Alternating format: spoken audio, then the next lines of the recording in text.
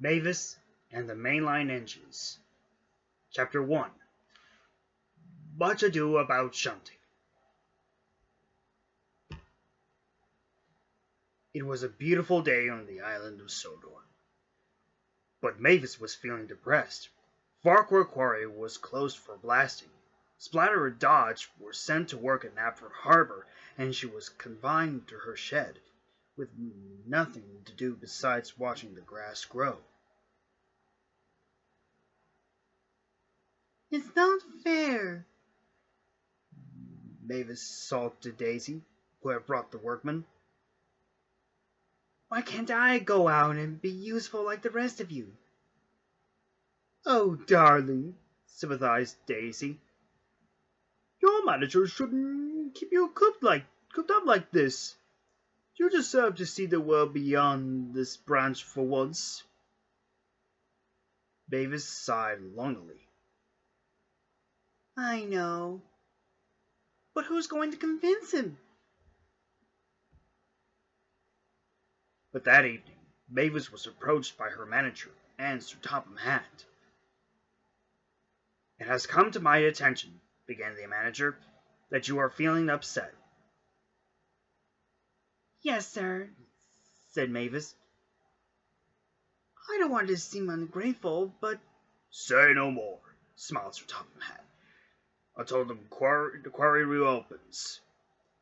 How would you like to help shunt freight cars and coaches at Knapford Station? Mavis nearly blew a fuse in delight. Oh, yes, sir. Thank you, sir, she squeaked. Sir Topham Hatt chuckled. Then it's settled. You shall begin tomorrow morning.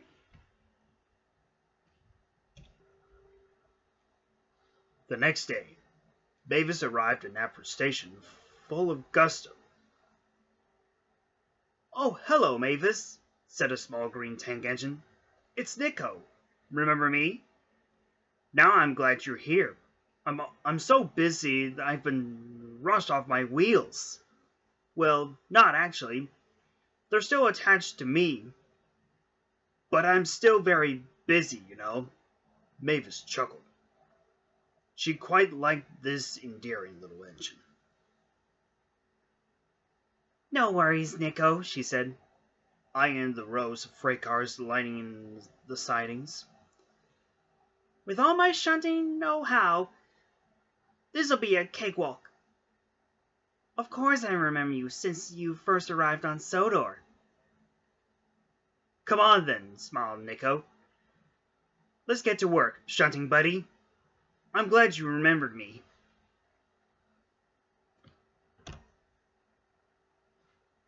The two engines were soon hard at work.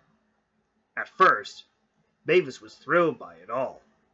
She had never seen a yard so big, and she relished in all the responsibility.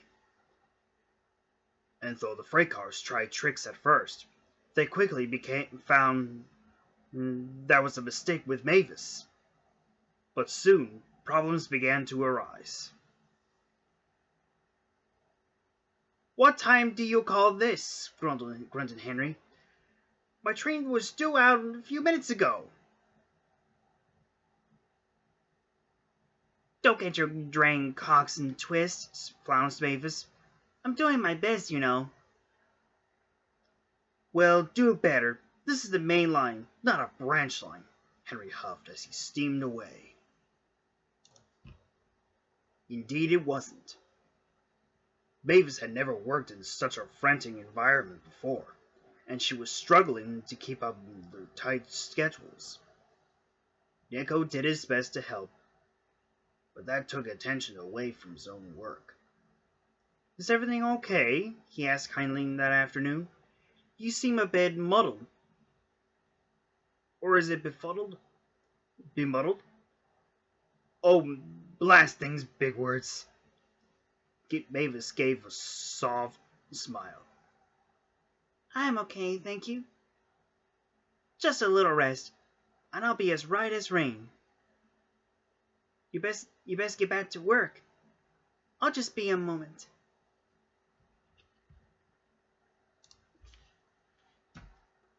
But even with the rest, Mavis quickly found herself flustered once again. It was their afternoon rush, and the freight cars and coaches were coming in at a record pace. Mavis scurried to and fro, trying her best to stay on top of it all, but it didn't work. "Mavis, where are my freight cars?" said Dudley impatiently. "I cannot wait any longer." "I'm trying," she wailed in disirritation. But in her haste, one mistake led to another, until... "Well, that's torn it," said her driver, perplexed. "Somehow you've gone and shunted yourself." Mavis sat abashed in her siding, blocked in by a row of chortling freight cars. In the end, Mavis was sent to the shed while Nico handled the yard himself.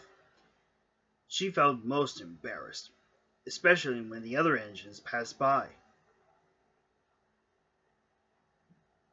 "Not much use on the branch line," they snorted, "and no good on the main line either."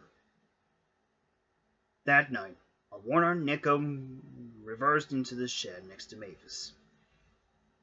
She was surprised to find he was most apologetic for the day's events. "I should have been a good teacher," he said. "The work here can be hard for engines who aren't used to it. Sometimes I still find myself a bit flustered by it all." Mavis smiled sympathetically. "It's not your fault. I should have expected this to be anything like back at the quarry. Things go by much slower over there."